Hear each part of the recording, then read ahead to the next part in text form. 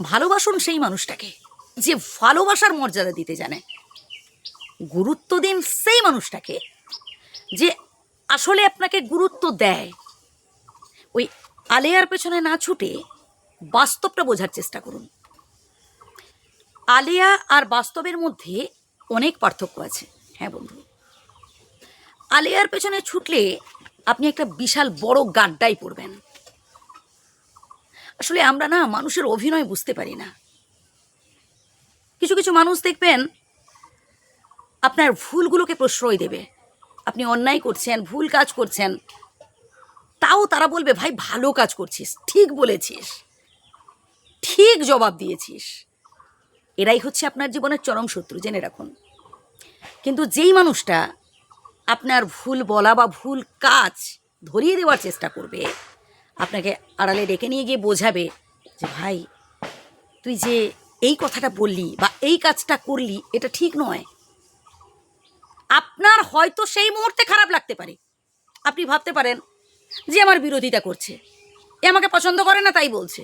কিন্তু বিশ্বাস করুন বন্ধু, এই মানুষটাই হবে আপনার জন্য উপযুক্ত। এই মানুষটাকেই বরং বেস্ট ফ্রেন্ড বানাবেন।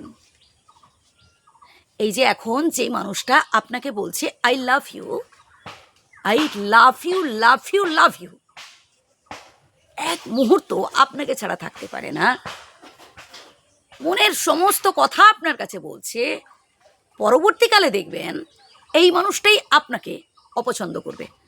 আপনাকে বলবে I hate you, I hate you. কখন জানেন? যখন স্বার্থ ফুরিয়ে যাবে, ওই মানুষটাই আপনার থেকে কোনো রকম সুযোগ সুবিধা পাবে না, তখনই ওই মানুষটা আপনাকে এই ধরনের কথা বলবে। তাহলে কি আপনি মানুষের উপকার করবেন না? অবশ্যই করবেন। মানুষের বিপদে উপকার করবেন, সবই ঠিক আছে, কিন্তু আশা করবেন না যে আজ এই মানুষটার বিপদে আমি তাকে সাহায্য করলাম, সে যে কোনো উপায়ে, সেটা অর্থনৈতিক দিক থেকে হোক, বুদ্ধির দিক থেকে হোক বা পাশে থেকে হোক, যে কোনোভাবে আপনি তাকে সাহায্য করেছেন, যে ভবিষ্যতে মনে হয় এই মানুষটা আমার পাশে থাকবে, এই মানুষটা মনে হয় আমার দুঃখ কষ্টগুলো বুঝবে। একদম ভাববেন না। সেই মানুষটাই সব থেকে বেশি আপনার সাথে বিশ্বাসঘাতকতা করবে।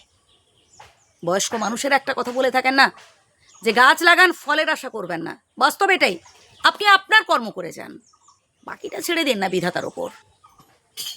আপনার কর্ম যদি ভালো হয় তার ফল ভালো হবেই। এই পৃথিবীতে বেঁচে থাকাকালীনই আপনি যদি ভালো কাজ করেন তার সুফল ভোগ করবেন, আপনি যদি খারাপ কাজ করেন তার কুফলও আপনাকেই ভোগ করতে হবে। হ্যাঁ, এই পৃথিবীতে বেঁচে থাকাকালীন শুধু সময়ের অপেক্ষা। ভালো থাকবেন, সুস্থ থাকবেন। যদি ভুল বলে থাকি ক্ষমা প্রার্থী। ধন্যবাদ।